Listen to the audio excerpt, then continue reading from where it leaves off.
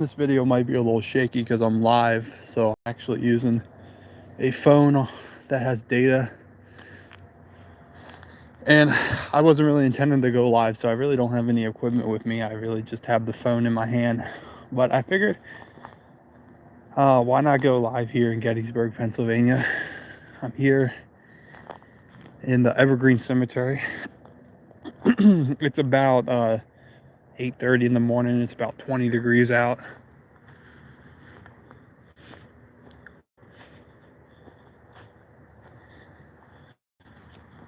I made a video here a few months ago, so I'll show you guys some of the stuff around here, I guess. So right here, this is a grave that trying to keep the camera from shaking so much because it's so cold out here. Hopefully you guys can hear me okay, and hopefully the feed is going okay. I know sometimes on the data it freezes up a little bit. This grave right here is a grave that was actually damaged in the battle. Never was repaired. Trying to keep this phone stable so it's not shaking as much.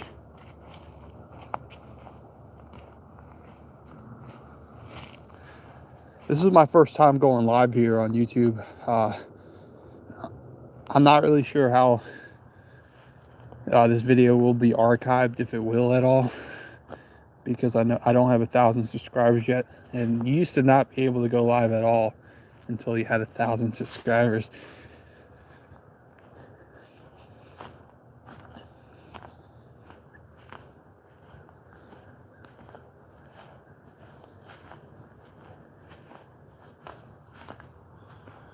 Again, I'm sorry if it's shaky. Again, I'm just recording on my phone and walking around. It's pretty cold out here, so my hands shaking a little because it's freezing up out here.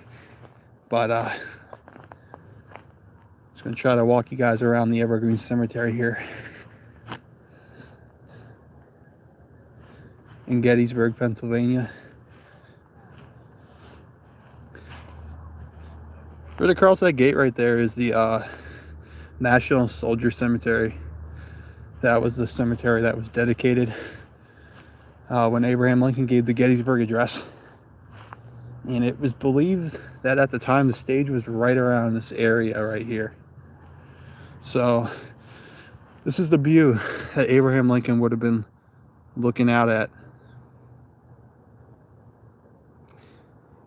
Yeah, Peach Bottom Paranormal. It's pretty cold out here, but this is the time when you can actually explore without tourists around. And I'm a local. You know, I live in Westminster, Maryland, so this is just an area I like to come out and explore, especially during the colder months when the tourism dies down.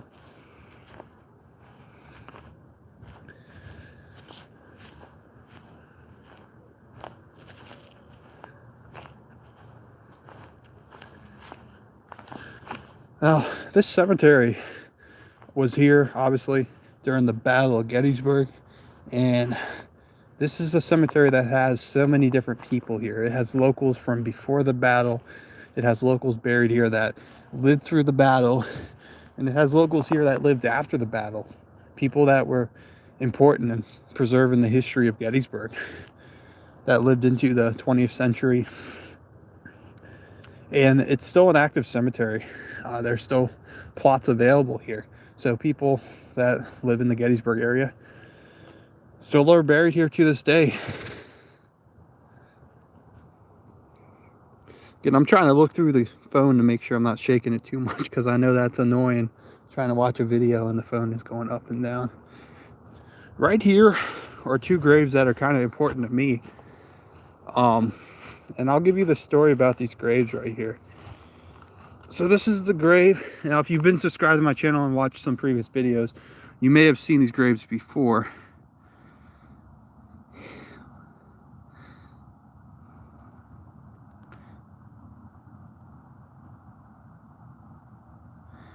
This is the grave of Anna Houdelin, and this is the grave of Cornelius Houdelin. Now, they're not widely known, but the reason I found out about them is because I would oftentimes go into the Rosewoods here in Gettysburg, which is in the battlefield, and there's a trail that goes through the woods.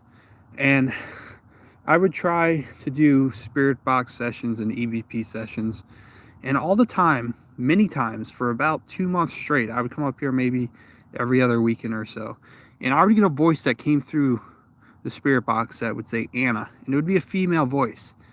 And I was kind of curious of who Anna could be. One time I got the word medic in a female voice. So doing some research, I found out this woman, Anna Hudelin, and her husband Cornelius Hudelin owned some farmland on the south end of the battlefield, which is today the battlefield bed and breakfast. And their land was actually first occupied by the Confederates, but then it later became a Union field hospital and also a headquarters for generals during the Battle of Gettysburg here. And I always wondered, is this the Anna that I communicate with out in the battlefield many times? So I wanted to find out more about her. This was about a year ago, last February. I came up here and I did research. I found out Anna was buried in the cemetery, but I didn't know where. The cemetery is massive. So I was able to narrow it down to a plot, but the website for the cemetery does not have much information on how to find a grave in a plot. There's probably about 500 graves in this plot. So I'm like, I might not find her grave, but I'll look. So I'm walking around here and I'm filming a video for YouTube. There's snow on the ground. It's February. And I just turned my camera on. So I'm walking like this. And I believe a big thing of ice just fell off this grave and a loud noise. I'm like freaked out, like, oh, that's weird. And then I'm walking, I'm like, guys, I don't think I'm gonna be able to find this grave, because I looked around like 2 times, I circled, and then I look and it's right in front of me. And that's how I found this grave. And again, you're not going to learn about Anna and Cornelius Hudelin at the Gettysburg Visitor Center. It's really something you'll really only know about if you do deep research, or if you happen to stay at the battlefield bed and breakfast. They might tell you the story because it was their property. But that's an interesting story for me personally. Again, I don't know if that female voice I used to hear out in the battlefield on the spirit box was that Anna, but it's someone named Anna who lived around here, so during the Battle of Gettysburg.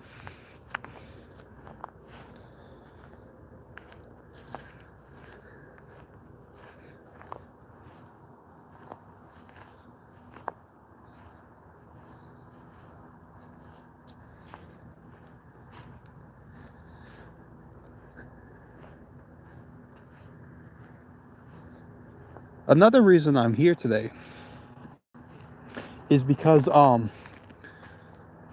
last night, Steelers legend, Pittsburgh Steelers football player, Hall of Famer Franco Harris passed away. And one of his former teammates, an offensive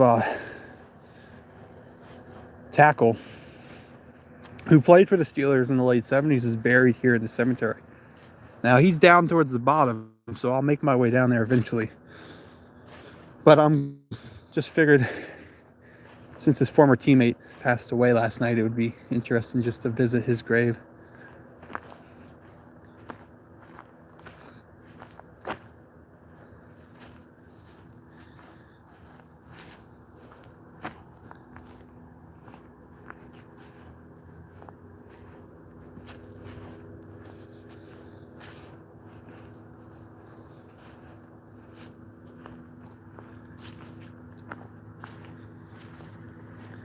Yeah, I wasn't sure if I was ever going to be able to go live here, because I really wasn't sure if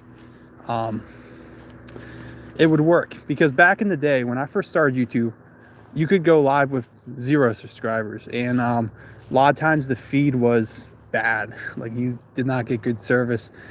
I remember probably like 4 years ago, I think I was down at Devil's Den in January at night, and I just couldn't get a feed, and everything was shaky, and the connection was bad.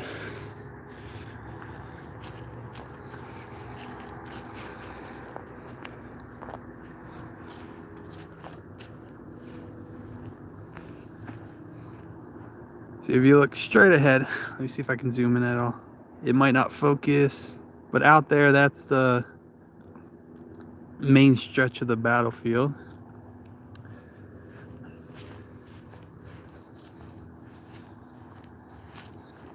Let me just make sure my phone's focused okay. Back, zoom out. I think it's okay.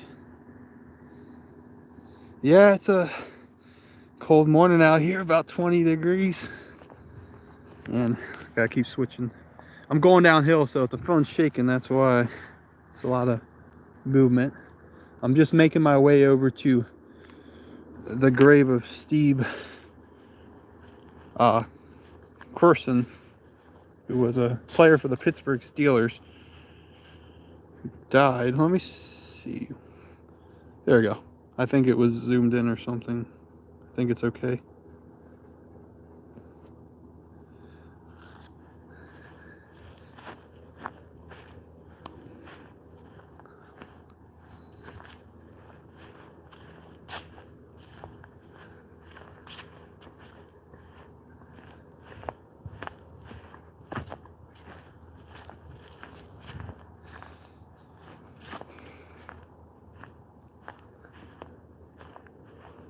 There's not as many notable graves down in this part of the cemetery because most of the notable graves in the cemetery are people from the Civil War era. Down here, it's mostly just people who lived here in the middle to later part of the 20th century. This plot ahead of me, though, is a veterans plot. So this is where, you know, you have your veterans from World War I, World War II, the Korean War, Vietnam, and so on. Now, Steve, the former Pittsburgh player, Steelers player, is buried here because his father was in the military. So he's buried next to his father and mother.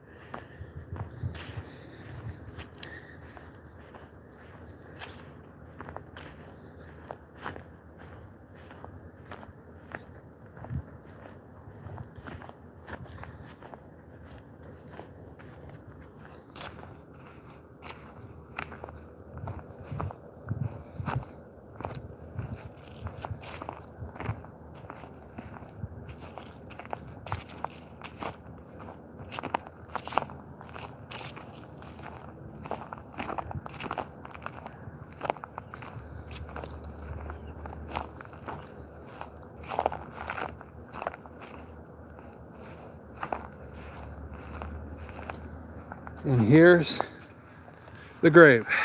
So here is Stephen Corson.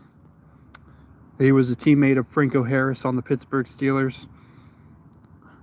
He won 2 of the Super Bowls with the Steelers. The Steelers won 4 Super Bowls in the 1970s. He was drafted in the late 70s, but with Franco Harris having passed away yesterday, this was a man who would have blocked for Franco Harris for a few years. It would have been him with Terry Bradshaw at quarterback and Mike Webster at center and Franco Harris. So rest in peace, Stephen Corson, Franco Harris, and Mike Webster. Terry Bradshaw is still alive today, but just figured with one of his former teammates from those Super Bowl teams passing away yesterday, it would be nice just to visit him. And if his spirit is still here, I don't know if Stephen's spirit is here, but if it is, just let him know that Franco Harris passed away yesterday. One of his teammates, one of the greatest Steelers of all time.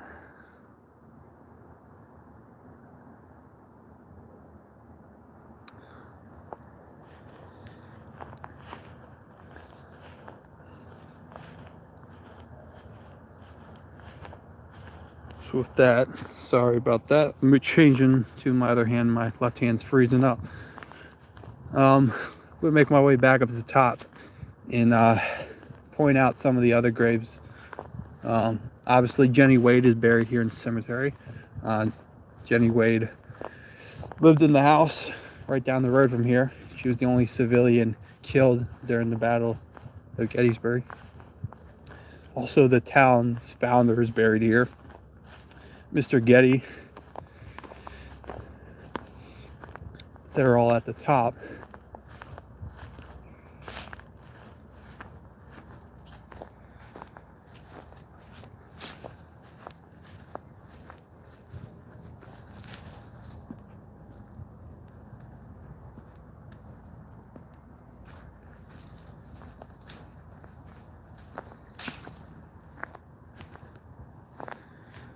One thing about exploring cemeteries, I explore cemeteries quite a lot. You never know what might show up on camera that you don't see. I've had it happen, believe it or not, a few times in different cemeteries where I didn't see anything with my own eyes. I wasn't necessarily looking in the direction though. And when I would review footage, there would be something on camera. One of my best finds from footage in a cemetery was at a cemetery in Charles County, Maryland, St. Ignatius Chapel Point. It's an old historic Roman Catholic cemetery, and I was just walking around, and when I reviewed the footage later, I saw like this blue color in the distance, and when I zoomed in on it, it was literally a lady with no legs in a blue shirt. You could see her hair, her face floating above a grave.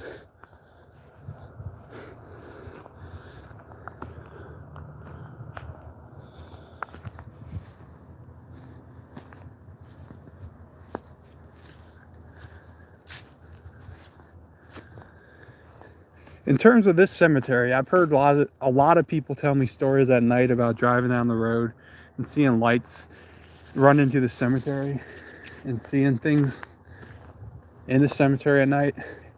I was once early in the morning around sunrise standing back by the gate that separates the cemetery from the National Soldier Cemetery, and I heard like people behind me talking, which is not uncommon because people usually, walk through there. They hike, they go for walks. But when I looked back, there was no one anywhere. It sounded like two guys just talking. I like these old crypts right here. They're padlocked. They're made of stone, and I think they're just interesting. It reminds me of some of the crypts that are at Hollywood Cemetery in Richmond, Virginia, which is where a lot of Confederates who died here were buried, because they weren't buried at the National Soldier Cemetery. That's Union soldiers. A lot of the Confederate dead were buried at Hollywood Cemetery in Richmond, Virginia, which is a pretty massive cemetery also. But I like these crypts. I think I don't know, they remind me of like a vampire movie or something.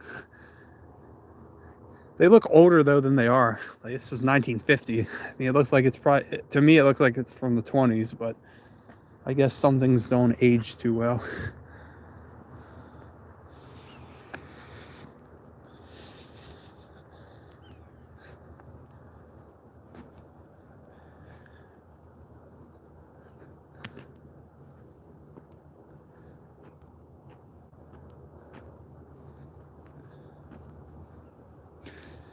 Then you have the modern tombs like this, which again, these are nice looking too.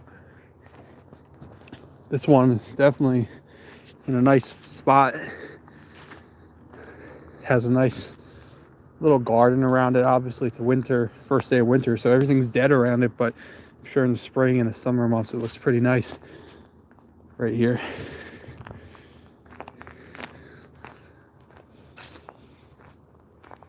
Then there's this one right here, the Lynch tomb. And it has actually some stained glass in it if the camera picks it up. I know you're seeing me kind of, but I don't know. Are those tombs or mausoleums? I always get them confused. Now you see all this down, that's all land that's available for burials. So there's still some land back here. And the backdrop is the national battlefield.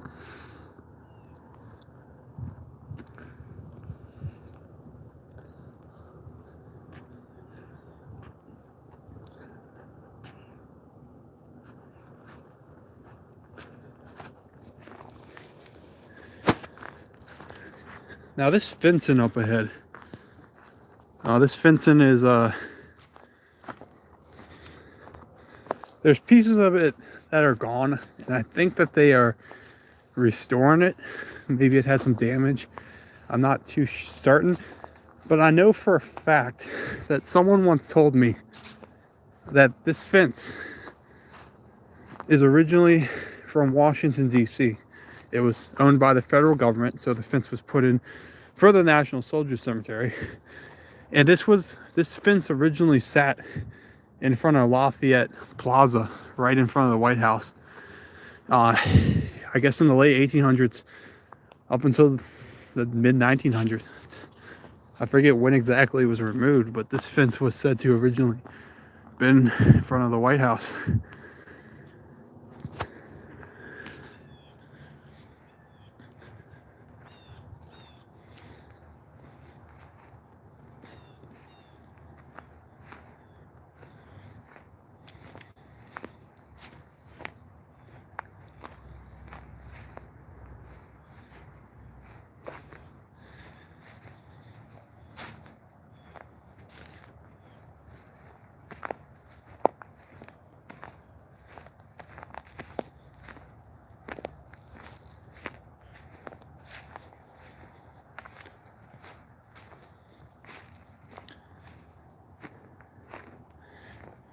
I didn't always live around the Gettysburg area. I used to live deep in southern Maryland, which a lot of the places I visited during my early years of exploring the world of the paranormal, I guess, revolved around Gettysburg in a lot of ways. One of my favorite places to visit when I was younger was a place called Point Lookout State Park in Maryland, and it was said to be extremely haunted and have one of the most haunted lighthouses in America. And one reason why it was claimed to be haunted was because during the later part of the Civil War, it was a prisoner of war camp where thousands of Confederate soldiers died. Well, that prisoner of war camp started after the Battle of Gettysburg because there were so many POWs captured here. So many of those men that were captured here were taken there, and some of them died there in terrible conditions in the POW camp. So Point Lookout is also where I captured some of my greatest evidence ever. Obviously the lighthouse was off limits most times. I used to go inside when they would open it up every now and then when I was a teenager and explore, but they completely renovated the lighthouse. There used to be a barbed wire fence around it, so you couldn't go up to it until you could only go in when it was open to the public. Now they don't have the gate around anymore. You can actually go up to it. You can't walk inside, but you can still go up to it. But I used to explore at a place called Fort Lincoln, which was this Union fort, the remains of this Union fort that were at Point Lookout, right next to where the POW camp used to be. And I went down there one summer afternoon, and the park was deserted because they were calling for thunderstorms, and it's in the middle of nowhere. And I walked back to the fort, and I just had this feeling like someone was watching me intensely. And I went in the fort, and I just felt like something didn't want me there. I felt very bad and very just like anxious out of nowhere. But as soon as I left the fort, I felt good. So I went back in, and I'm like, I gotta do it. I gotta go walk around because I came down here to see if I could explore and find anything. So I walk in, and I'm holding the camera like this, and I'm like, I feel like someone's watching me, guys. And then a voice comes through. I didn't hear it, but it showed up in the audio that said, I'm here. And then I'm walking, and in this fort, they have like reconstructions of what the buildings used to look like, the officers' quarters and stuff, and you're allowed to go inside of them and look around. And there was one in the corner that had the door halfway open, cracked, And I'd been there for an hour. There was no one in the park. And I'm just walking around, and I'm getting ready to go in one of the buildings, and the doorknob just turns and the door shuts and opens back up. And that freaks me out because I'm already having like an anxiety attack. And being alone, I just left. But that was like some creepy evidence that day, especially for the daytime. I've been back there many times since at Fort Lincoln, and I never captured anything except a few stray EBPs in audio. But that was definitely one of my most, I guess, coolest experiences with the paranormal so far. Look at this grave right here. This is pretty cool. Has like a cool, was that a lion on there? And it's a raven maybe? It looks like an English grave from England or something. It says the body of Andrew, and I can't read his last name. It's not there anymore. It's the crack. But all these graves actually have something on them. They all look like they have the same logo or emblem or whatever. I don't know if that's a family crest or if that's something. But all three of these graves are starting to fade off and get buried beneath the ground. I'm trying to look for a date on this one. It says March something. I can't see the year. It might be the 1870s. I know one thing I know for sure is you might be able to see it better than me, because for some reason on camera these dates always show up better than they do with my eye. I think that says 1780 right there, but what is that? In memory of Walter Buchanan, who departed this life in the year 1780, in a Mary. It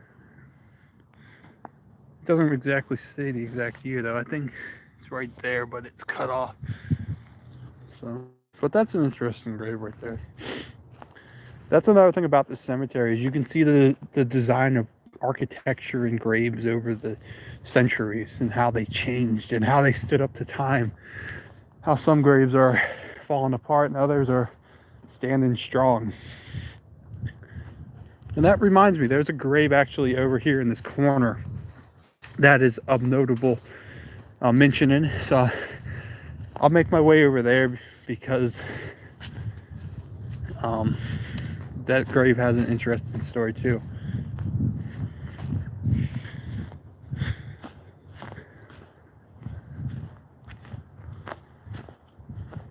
Also over here, I have a story from last summer. Me and a few friends were walking around here. One of them had a spirit box and wanted to just play it to see if anything would come through. And it was these graves right over here.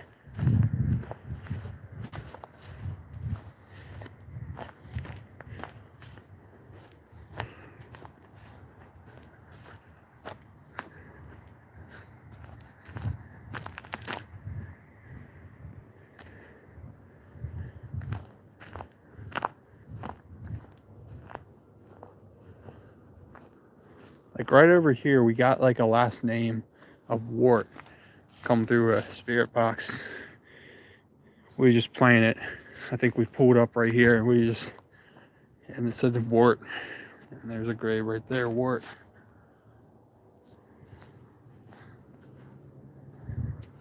So there are two graves in the cemetery that have a flag over them. One of them is Jenny Wade, which I'll get back to. That's towards the front of the cemetery. It's over there. You might be able to see the flag in the background. I'm not sure. The other flag is straight ahead this way. Now, for this grave, this guy was a local here. He was a former War of 1812 veteran. And he was originally from New Jersey, but he lived here in Gettysburg when the battle broke out. And I believe he was like in his late 60s when the battle happened. But he wanted to fight with the Union. And he literally found a wounded soldier, asked him for his rifle, and he fought in the war in the battle here for the Union Army. And he became somewhat of a local celebrity. He got to meet Abraham Lincoln when Lincoln came here for the Gettysburg Address later that November, 1863. And his grave has a flag here. He was actually he was wounded in the battle here too. I believe he was shot in the leg. Obviously, he survived that. But his name is John Burns. And as you can see, 1799 to 1868. And earlier I said War of 1812. I meant the Spanish-American War. He wasn't in the War of 1812. He would have been too young. It was the Spanish-American War in the 1840s. But, you know, he was just some old guy in his 60s living here in Gettysburg. And he said, I'm not going to sit in my house. I'm going to get out and fight. And he did. And he even got wounded. And he survived. He would have kind of a sad end to his life, though. I believe he was found in the cold and winter in New York City on the streets. He was known to just wander off and go places. And friends and family didn't really know where he would end up. And he was found one cold evening in 1868 in New York City. But that's John Burns. The legend of John Burns is a true story. So he has a flag over his grave. I believe both of these flags over graves are maintained by the federal government. So they're the only two. There are also other graves that have flags on them, but that's more like people just put flags there. They're not like a big flag pole. Most of the time you see flags at graves of veterans.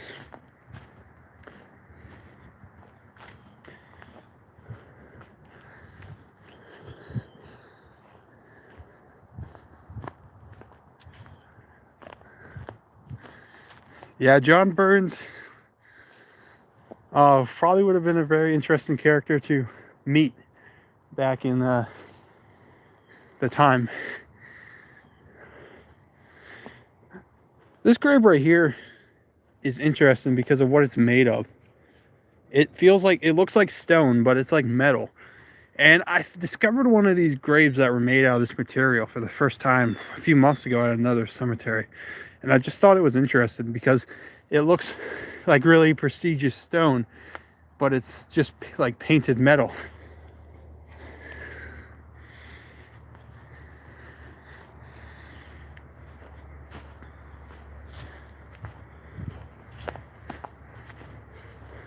And across the street here, this is where Jenny Wade, one of the most famous residents in Gettysburg history, is laid to rest. Obviously, the Jenny Wade house is just down the road that way, like a 2-minute walk from here. They do tours and have a gift shop. It's the house where she was baking bread for Union soldiers, and a stray bullet came through the door and struck her, ending her life at 20 years old.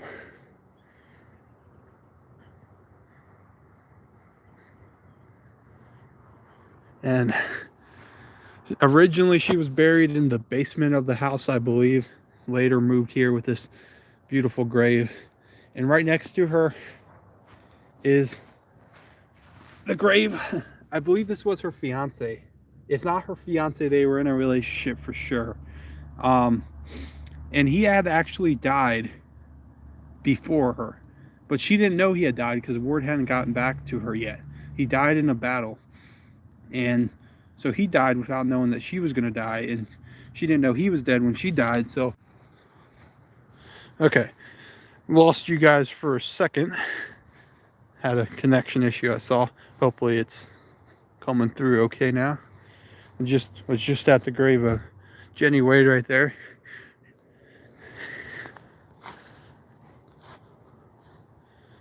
Yeah, that's the only time the signals went.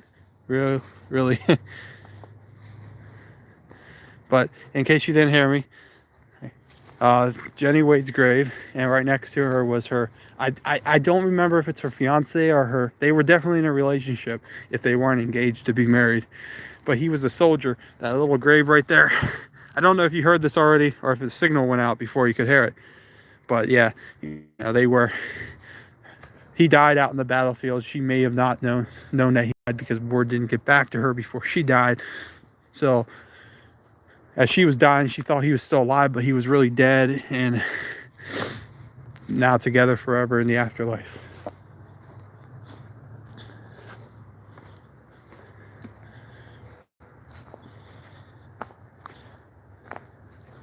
There are some other graves around this area, if I can find them. I know Culp is buried here. Culp's Hill here in Gettysburg is a hill that is known for General Culp.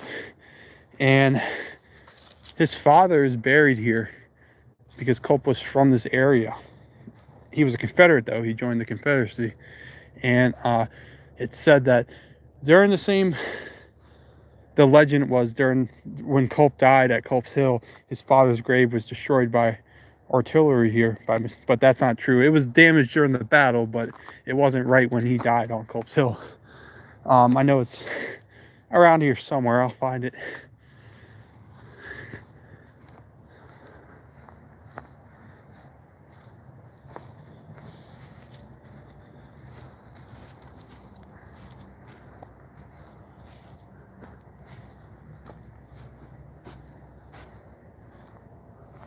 Here it is, right here.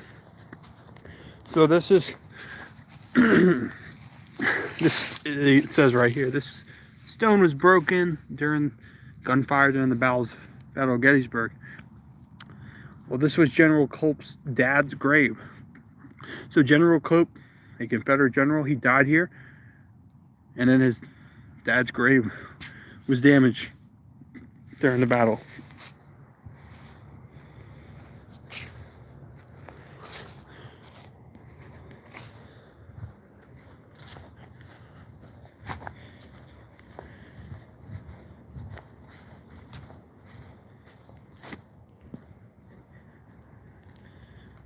And then also, I started this video over here at another damaged grave, but I didn't really give the details of the story behind this grave. So I guess I'll do that real quick since I'm over here in this area.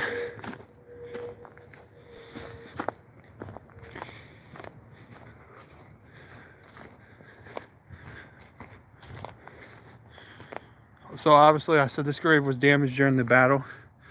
And this was actually a grave of a Union soldier who had died about a year earlier in a battle in Virginia. He was killed in the Battle of Fair Oaks on May 31st, 1862. The battle here was July of 1863. And his father decided not to repair the stone, saying that it was just meant to be.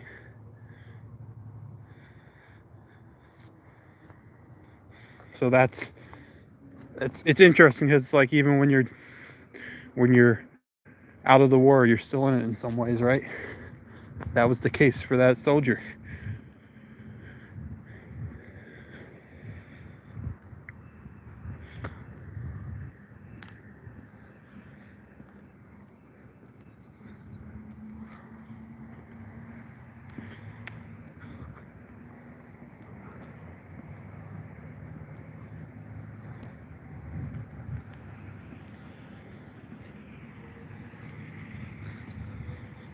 So here's Journey Wade's grave again. I'm going to try to look for the grave of Getty now, the founder of Gettysburg. I know it's up around this area.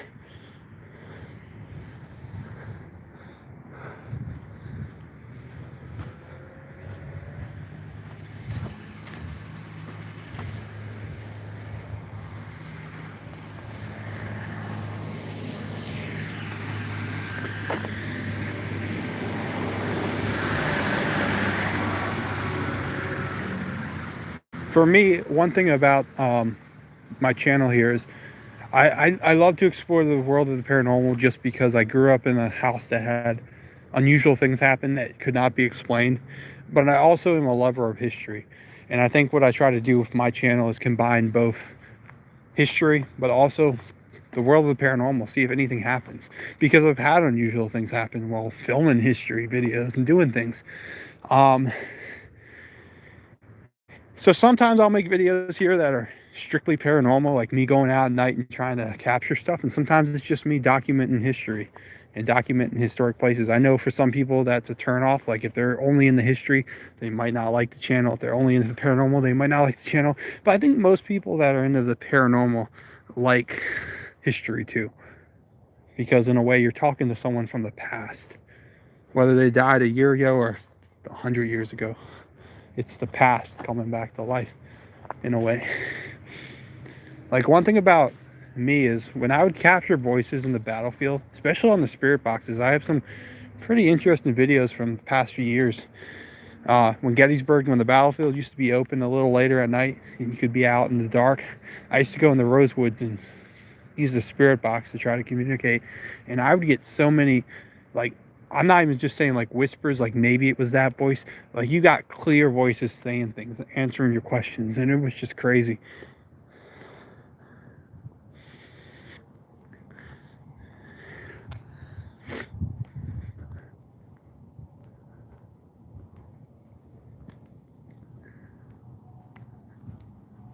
There's the gatehouse right there. I didn't really mention that. That gatehouse has obviously been renovated and restored a few times, but it's still the original gatehouse that was here during the battle when the cemetery was a lot smaller.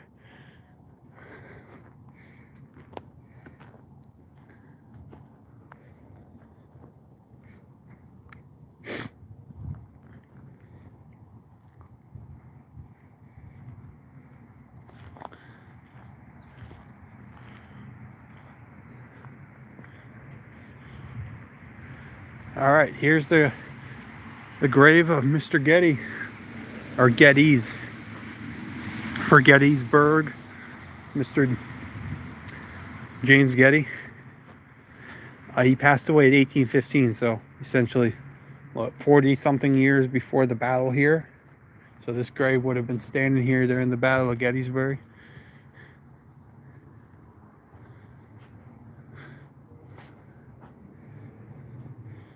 So this is what Gettysburg is named after, Mr. James Getty.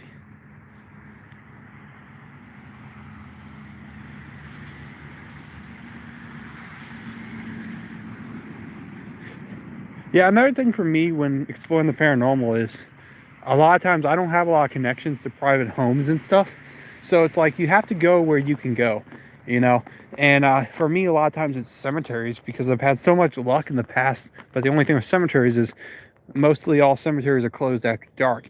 And I know it doesn't really matter if it's daytime or nighttime. Paranormal is paranormal, but a lot of times places tend to be more quiet at night, less traffic, less people. Unless it's the winter like right now, you see there's no one out here. No one's gonna walk through here when it's 20 degrees out. But like I said, my interest in the paranormal started when I was growing up in Southern Maryland, and the house I lived in, there would just be weird things that would happen that would be unexplainable. And it made me want to learn more about the paranormal world. And the thing, growing up in a house like that, something didn't happen every day. It wasn't like every day you were experiencing crazy things, but when it did happen, you know, you knew what it was. That's the thing about paranormal. I think many people that aren't into it or don't know a lot about it, they think that if a place is haunted, something's going to happen to you every second, every day. And if it doesn't, then it's not haunted. That's not true. Sometimes things don't happen for a while.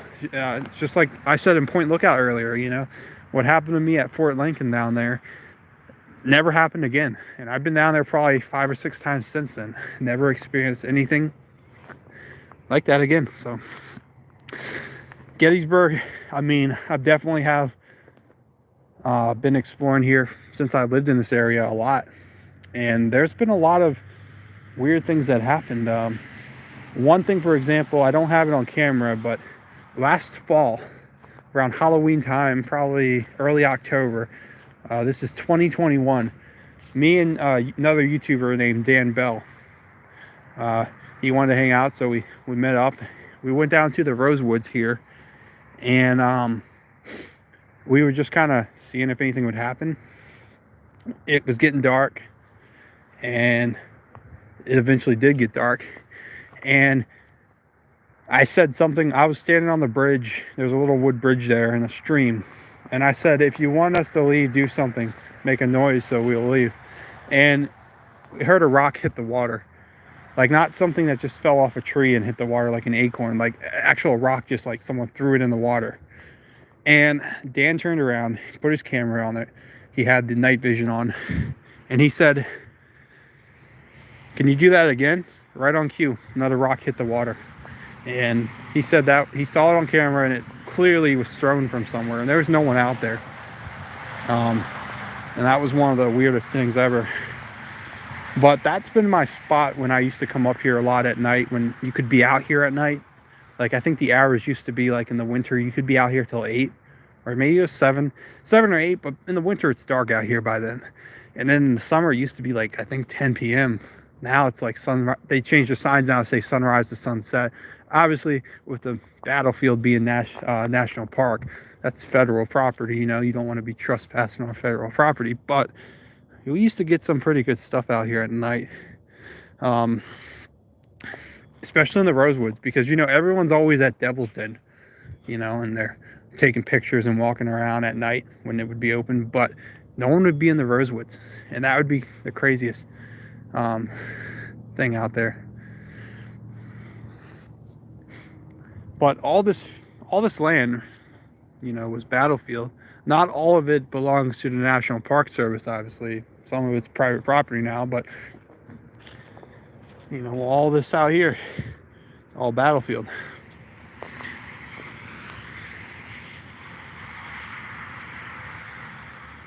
Did I ever go into the Grove? What is the Grove exactly? I probably know what it is, I'm just not thinking clearly.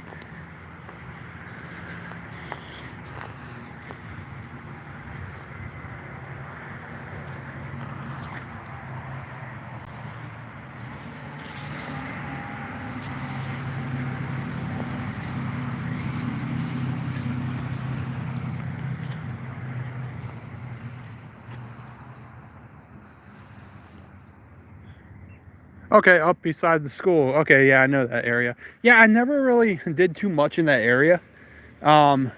Mainly I stayed on the side around, you know, the wheat field, the Rosewoods, when it came to just doing the exploring.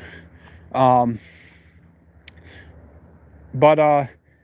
I mean, this whole area, anywhere you go, out that way, up towards the school, in the town, anywhere you can go, you can capture something. For me, the Rosewoods became my go-to place, because it was just essentially, it was a trail through the woods, and in the middle of it there was a wood bridge with a stream. So literally you could park your car right by the side of the trail, you could walk to the middle, set up your equipment, and you could see both sides of the trail. So if anyone was coming, you knew that there would be contamination. It wouldn't be a legit investigation. But no one ever came down there. So literally you could spend an hour and a half uninterrupted doing voice box, EVPs, spirit box, all that stuff. And you would have some really good conversations. One of my best EVPs I ever captured was on a voice recorder. I played it back, and it was a male voice that said, "You know we're dead." And that was just like, that was crazy. And then obviously I had one time where this was a spirit box. I said, "Do you want us to leave? If you want us to leave, say bye." A second later, a voice said bye. So it's just stuff like that that proves you know, that it's a very active area, and there is stuff here to capture.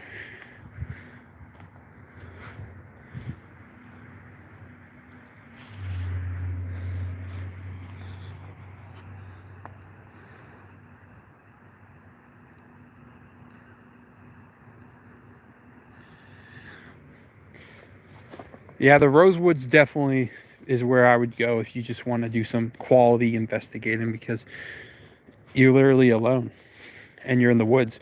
Not only that, but I captured about 2 winters ago, in February of 2021. I was out there, and this is a winter, so all the leaves are off the trees, and I was getting a lot of voices coming through. And this was in the daytime, and there was no one around. And in the background, I saw like this dark figure. It was just black figure, and he was just standing along the tree line, like he had his arm on the tree, And then he got down, he crouched down in a position like he was holding a bayonet or something and charging. And he ran really fast behind a tree and vanished, never came out the other side of the tree.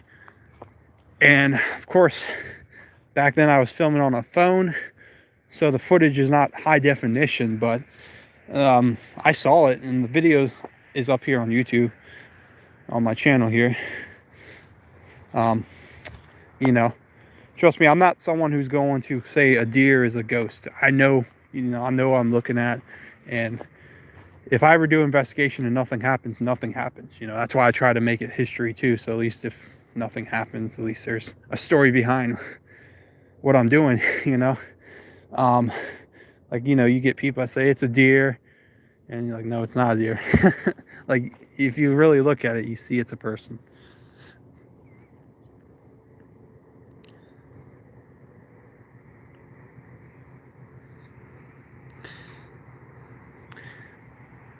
Yeah, around Culp's Hill, yeah, that way, right out there. Yeah, that area is not visited as much either, because again, most people go straight to the visitor center and then go down there. Obviously, most people that come here to investigate or explore, they don't live in the area. They tend to just come out here for a weekend or a day, so they don't know the area really. It's overwhelming if you've never been here before too, to try to figure out. That's why, I consider Gettysburg kind of like a paranormal playground, especially living in the area, because you can go around and essentially be here all the time, and when not to come, like during a parade or during the summer months on the weekends, because you're never going to have any alone time.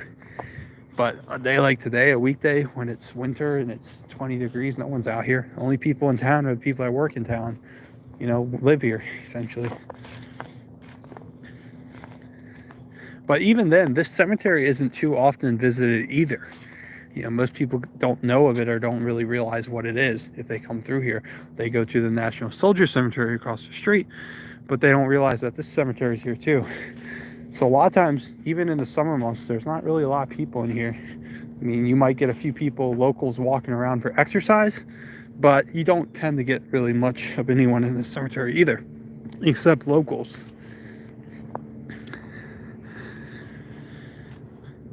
My first actual experience, though, here in Gettysburg was, I still lived in Southern Maryland at the time, but I worked a job where I had off on like the weekdays, like 2 days during the weekday. So oftentimes in the winter, I would come up here. The hotels would be cheap, like $30 a night for a decent hotel room. So I'd come up here for like 2 days on my days off and just kind of make it a mission to explore. And one night I parked across from the National Soldier Cemetery at that parking lot, and I walked down to about the Pennsylvania Monument, which is that big monument you can climb up top and has a 360 view around. And it was getting dark, so I decided to turn around. And I actually didn't notice this. Someone actually pointed it out to me when they watched the video. But when I turned around, there was a figure behind me that was just walking right by, but you could see through it. But you could see the arm, you could see the legs, and it just walked out into the field. And as it went into the field, it got smaller and smaller and smaller, and it was like a little ball of light, and it vanished into the grass.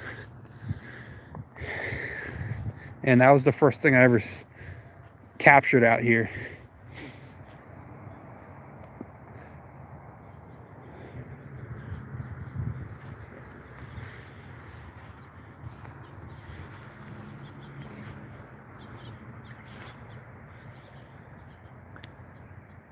But I used to love to go to every Civil War battlefield I could go to. It's just something about Point Lookout, I guess, growing up in that area.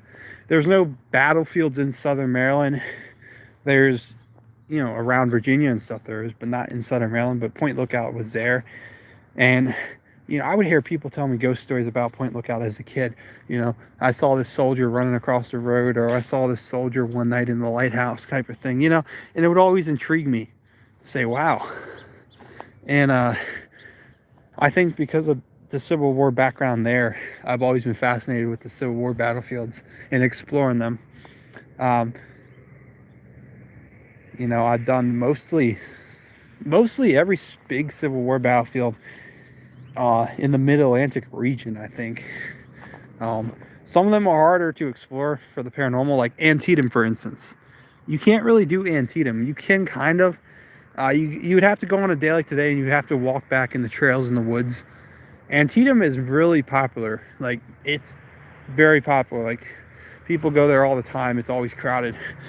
Um, I actually, it wasn't a paranormal video, but last winter I actually went down there and I walked like, I think 4 miles. I walked trails. I ended up all over the place.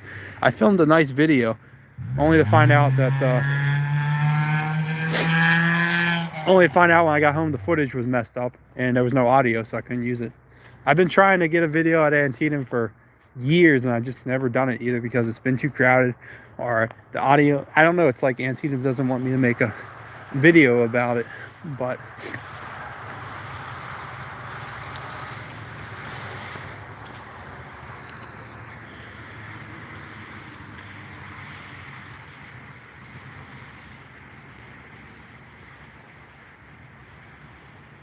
yeah, Gettysburg is just, it's a very amazing place, and sometimes I just pinch myself saying I live in this area.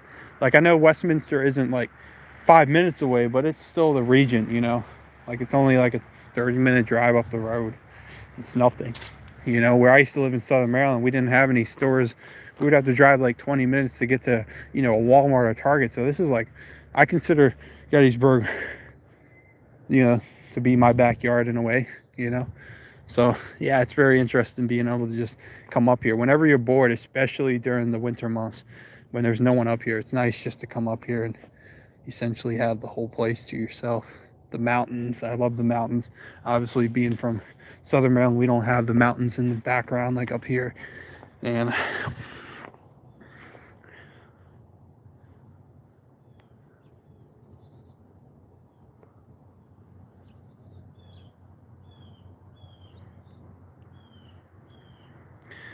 yeah, World War II weekend. Yeah, I know my cousin was up here. He's from Southern Maryland. He was up here in November for the anniversary on the day of the Gettysburg Address. And I'm like, yeah, I'm not coming up there that day. It's too much people, too many people. People come here for all sorts of things. People plan their trips for special events here, you know. So, obviously, I like to stay away from the crowds because my goal here is, I've seen Gettysburg. I know Gettysburg. It's not like I'm coming here as a tourist. I'm just coming here to enjoy the peace, enjoy the quiet, explore the paranormal sometimes, and just enjoying a walk on the town. And you know, one thing I used to love when I used to first come to Gettysburg, yeah, before those storms come this weekend, yeah, rain and snow, yeah, it's not going to be fun, but yeah, it's nice today, except for the cold, but I'm used to the cold, so I'm fine with the cold. Nice and sunny, at least. But yeah, when I used to come to Gettysburg years ago, you know, you used to be able to go in the shops downtown and find, like, you know, bullets that were recovered. Obviously, private property mostly. Some shops would have a little more expensive items that are actually found in the battlefield back in the day, you know, before the laws were put in place. Because, you know, back, I think it was before the 60s, you were legally allowed to dig on federal battlefields and find relics and take them.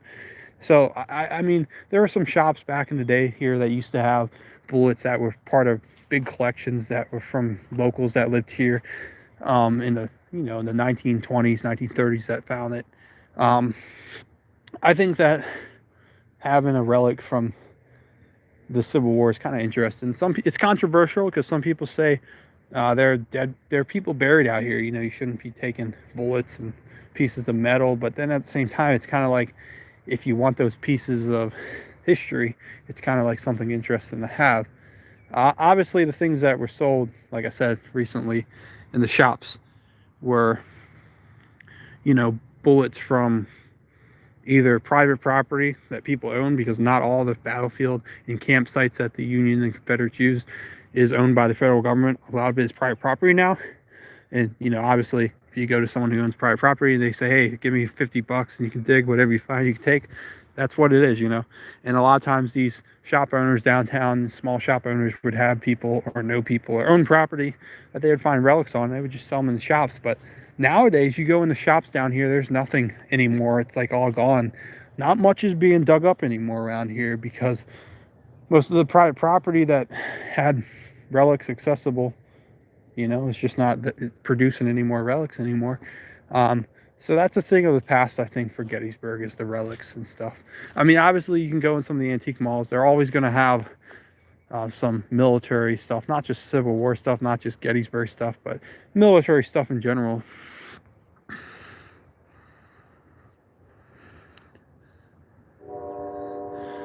I hear a train coming through town.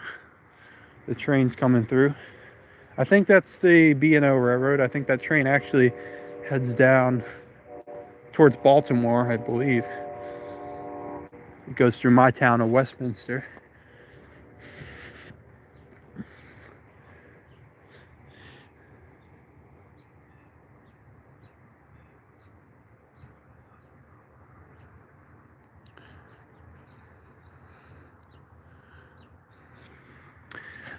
Yeah, World War II is an interesting subject. Also, there's a lot of there's a lot of World War II. Well, I haven't been in one of the antique malls here for quite a while. There's one up by the circle, the square, at the top of town here, that has all sorts of military memorabilia, and a lot of World War II memorabilia. It's it's crazy to think World War II is like, you know, it's kind of like in 50 years it'll be like the Civil War. No one's going to be around from it anymore. We still have veterans around from World War II. Obviously, I've had family members who served in World War II who are no longer with us, but they didn't die during the war, but later on in life. But World War II it's a subject that when I was younger I really wasn't too interested in. I kind of thought it was more modern, but as I got older I started to read more about it, learn more about it, and really become more fascinated about it. My great uncle, he's buried at Arlington National Cemetery. He served in World War II. He actually he died as a civilian. He had an accident. He was a construction worker on a crane. He after the war, but he served during World War II.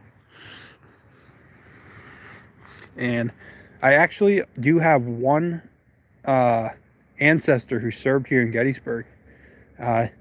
He was a sergeant in the 2nd Maryland Confederacy. So he was a Confederate soldier. Which, I know people are always saying, I don't like Confederacy, take them away. It is what it is. It was a war, two sides. I'm not judging anyone. You did what you had to do. You did what you wanted to do, Anyways, though, he served around Culp's Hill area. I guess that's where they were fighting during the battle here. And that's my only ancestor. And that would be my great grandfather's brother. So that's my only connection here to Gettysburg, ancestry wise. Yeah, Gettysburg. Yeah, it does have a lot of World War I and World War II connections. Not to mention Dwight Eisenhower. Obviously he trained here, and he wanted to come back and live here. And I'm sure Eisenhower was very amazed by the Civil War. I'm sure he loved being here and being able to come out here and just be in the history, because Eisenhower was born, I think, in the 1890s. So he was born in a time period where he could walk around in life and actually run into Civil War veterans and hear their stories and talk to them. And I think that for him, this probably taught him a lot that he would use later on during World War II. Yeah, I wanted to visit Eisenhower's house for the Christmas thing, because they have a thing where you can go to the visitor center, buy a ticket, and they have like his house decorated how he would have decorated it for Christmas. Obviously, he lived here after he was president. This is where he came to live. He had a few residents, but this was his main residency here in Gettysburg. He loved it here. John F. Kennedy came to visit him here when he was president. And yeah, Eisenhower, just imagine what he thought about this place. Unfortunately, though, for me, they only have the tour on a few days, and it's not today, so I can't do it. I mean, I could come back up here tomorrow maybe, or next day, but it's his home is his home belongs to the National Park Service, so it's part of their collection of stuff that they run. But another thing about Gettysburg is I did find a cool relic a few years ago, a postcard. And the postcard is one of my, I guess, prize collectibles, I guess, of things I have. It was a postcard from 1913, and it actually has that monument in the National Soldier Cemetery depicted on it. And it's from a man who came to Gettysburg in 1913 for the 50th anniversary of the battle. That was the last big get-together for soldiers that served in the battle, because by the time they had a 60th, most of them were gone. It was a big event. A lot of people came. Woodrow Wilson, the president of the United States, came and gave a speech, and they camped out for like a few days, and it was just a big event. Well, this man, he served during the Battle of Gettysburg. When he was 17 years old, he was a musician with the Union Army, with New Jersey, a New Jersey company. And when he got here to Gettysburg, he bought a postcard, and he wrote back to his wife in New Jersey, telling her he got here fine and he was having a great time. And it's postmarked July 1913. And I won that in auction for $3 a few years ago. And I think it's interesting because it's someone who fought here. It's a man who, as a young 17-year-old, was here. He witnessed the battle firsthand. And I have something that he wrote, And he would die in 1920, and he's buried in his home state of New Jersey. But I just think that's interesting.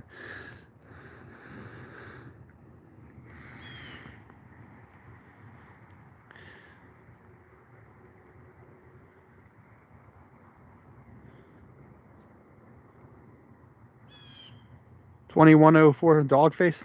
Nice. Yeah.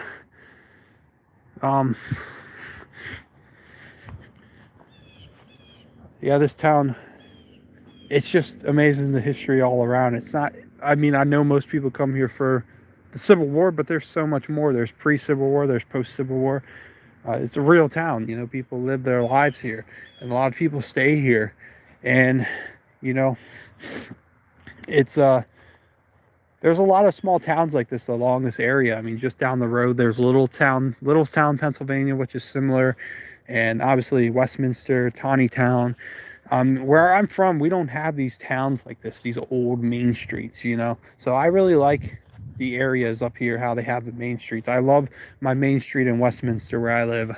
The history, we have a history of a Civil War skirmish where Jeb Stuart, a few days before the battle here, he came into Westminster and shot at the Union soldiers guarding the railroad there.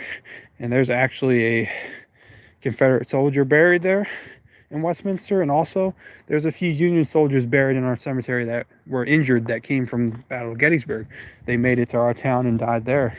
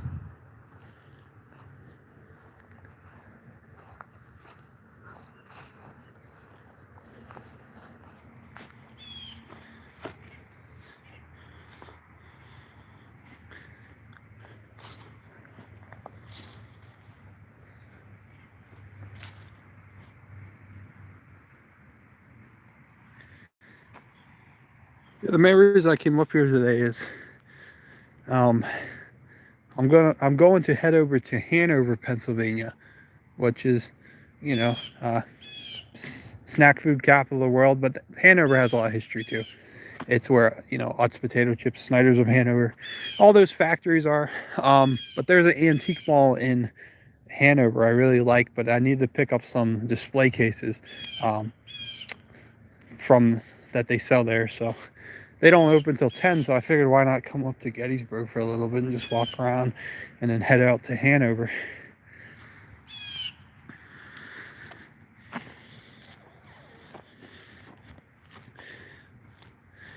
And I also wanted to see if this YouTube live worked okay, because previously you weren't allowed to go live on YouTube without 1,000 subscribers. And I always wanted to do it because I feel like it's just fun sometimes to just get out and not have to edit a video, but just talk to people and just film around and let people see the world as it is right now. But I got a notice that YouTube updated something and I was able to live stream. So I wanted to see if it worked. And obviously I want to do more live streams at different places. I always like producing videos. You know, sometimes I'm out filming places, and sometimes I just produce in-house studio videos. Like yesterday's release was just an at-home recorded video of a subject. And sometimes I'm out in the battlefields and in the haunted locations and in the towns and looking around for stuff, you know. Here's a grave right here. I know I haven't been looking at graves lately, but this is, it says Civil War reenactor. I don't think I've ever seen a grave that says Civil War reenactor on it. So that's really neat. I'm sure anyone who does the reenactments, they love the history, they appreciate the history. So especially if he has this on his grave, you can tell he really cared about it. So it must mean a lot for him to be able to be buried here at this location and have the view like this, you know. It's really nice.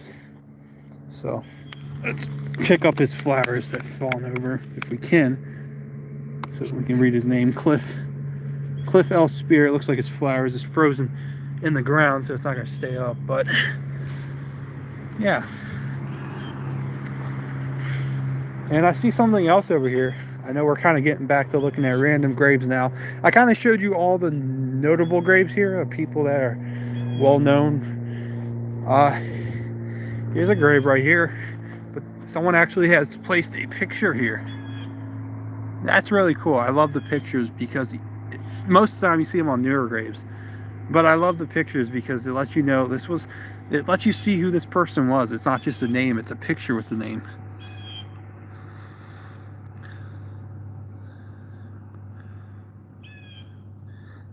We used to do World War I, World War II displays on the porch of the old days. Yeah, tourists would be like, what?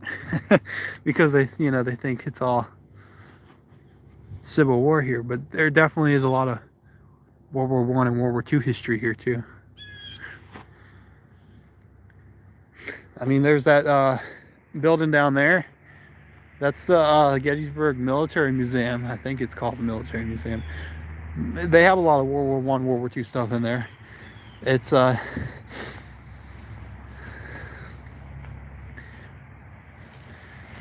brick building back there. I don't know how well it comes in from this distance.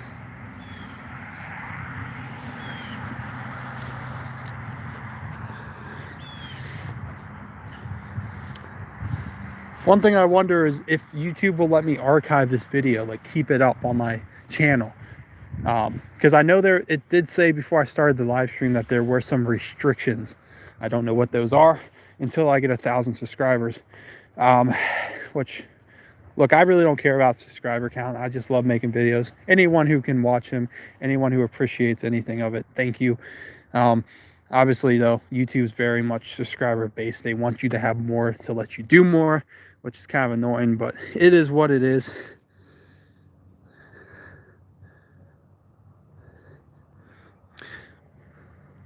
Yeah, and the military museum down there is one of those places that a lot of people don't realize is here when they come here. Again, a lot of people travel here. I would say that live on the East Coast. They travel here for the weekend. They plan a weekend trip down to Gettysburg or up to Gettysburg, depending on where they're located. I noticed a lot of people visit here from New Jersey, New York. And, you know, it's cool. I mean, obviously, you got to start somewhere if you've never been here. Or maybe you were here when you were a kid, but one time. You got to start somewhere. You're not going to get it all in on a weekend. But I would suggest anyone who wants to really come here. I know the weather's not going to be as nice, and you have to watch out for snowstorms. But come here during the winter time. Try to get like maybe a week if you have a vacation or if you're able to. Hotels will be cheaper, less crowded, and you'll really get to experience the place firsthand by yourself. Not a lot of people around. And it's Christmas time right now. It's about to be Christmas in a few days. I'm sure the town is decorated. I'm sure a lot of the stores have lights up, and there's a tree at the town square. So obviously you can see in the cemetery there's wreaths that were laid, and people have decorated some of these graves.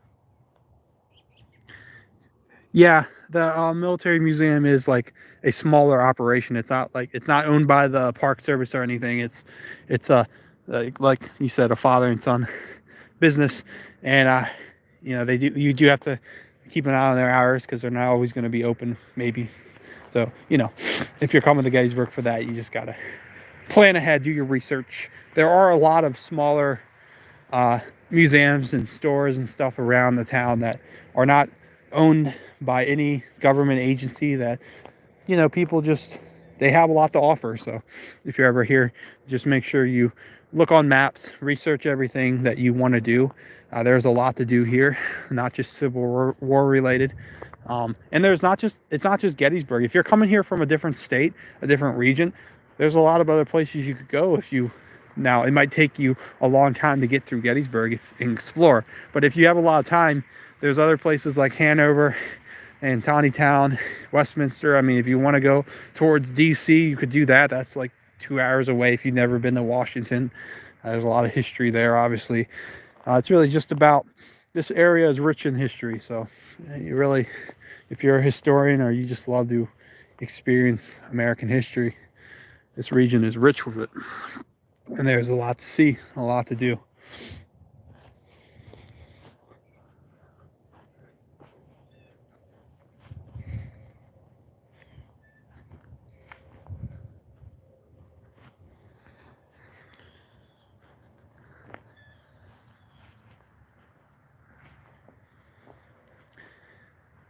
Yeah, the Mason-Dixon line. Yep.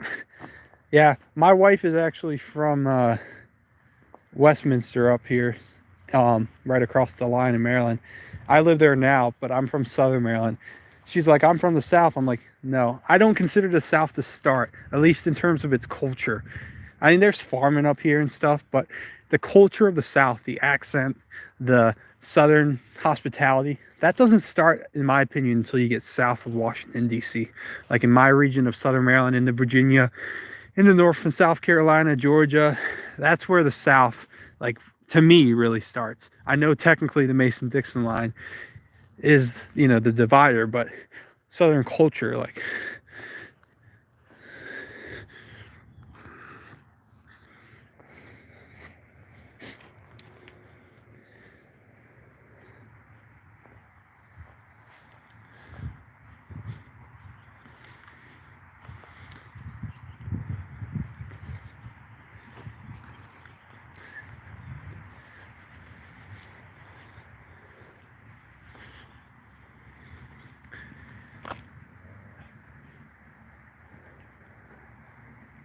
another historical thing that I liked, well, I actually did this because I used to live in the area, but the assassination of Abraham Lincoln, the trail of John Wilkes Booth,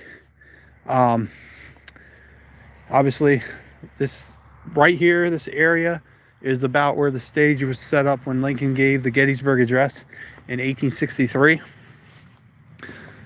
And that was in November of 1863. April of 1865, he was assassinated in Washington, D.C. by John Wilkes Booth. And obviously, where he was assassinated, Ford's Theater, it's not the original theater. It's in the same spot, but it has been extensively renovated and changed and used for different purposes throughout history. But, you know, that was one thing I used to always study, really, and go to the places where John Wilkes Booth escaped to, because he escaped into Southern Maryland. You know, he hid out in the woods and Dr. Mudd's house. And Dr. Mudd's house in Waldorf, Maryland is said to be a haunted place. That's actually still owned by the descendants of Mudd, and they operate it as a museum. And they claim that place is haunted by the ghost of Dr. Samuel Mudd, who helped John Wilkes Booth after he assassinated Abraham Lincoln. It's just amazing to think of all the history and all the stories you can take off of Gettysburg. Like, you know, I'm going into all these details about different things, but they all have a base here in Gettysburg too, you know.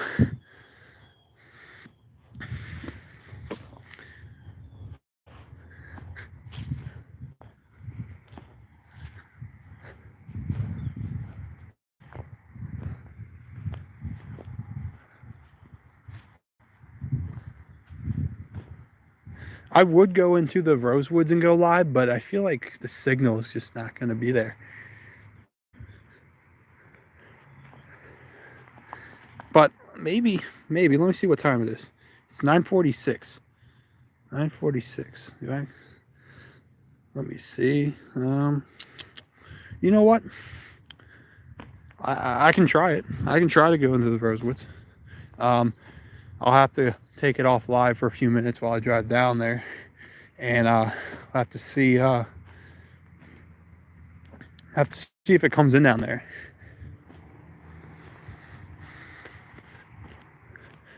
Just so Peach Bottom Paranormal, just so you can see maybe where I used to investigate. I'm sure there's no one down there. I'm pretty sure there would be no one down there. I'll just walk into it, and maybe I can recount the stories I just had down there over the years, and maybe, who knows, something might show up on camera as before down there. That's all dependent on if it gets a signal or not. Probably. I'm parked at the Jenny Wade House, so I'll just drive down there. 10 minutes or so, maybe I'll be back if it lets me. If it won't let me go live, like if the signal's just bad down there, I'll get somewhere where the signal's good, at least come back on and let you guys know that it won't let me on. So you're not waiting all day. But yeah, for that, I guess I'll see you down there then. All right. Thanks for checking out the video so far, and I'll see you guys.